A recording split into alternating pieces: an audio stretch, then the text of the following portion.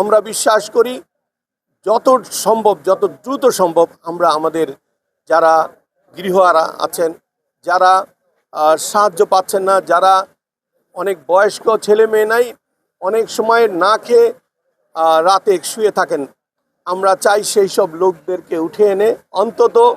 আমি আমার নির্বাচনী এলাকার সখীপুর নড়িয়ার মানুষদেরকে না খেয়ে ঘুমাতে দেব না,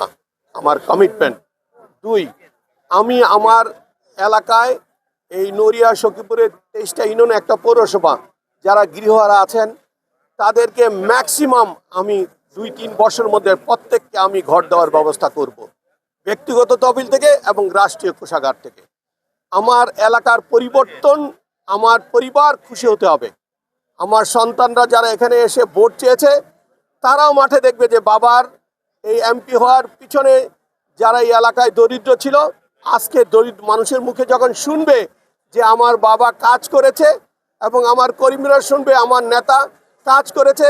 আমাদের সমাজকর্মীরা বলবে এই শফিকুর রহমান কাজ করার কারণে আজকে দরিদ্র নেই, আজকে মাদক মুক্ত, আজকে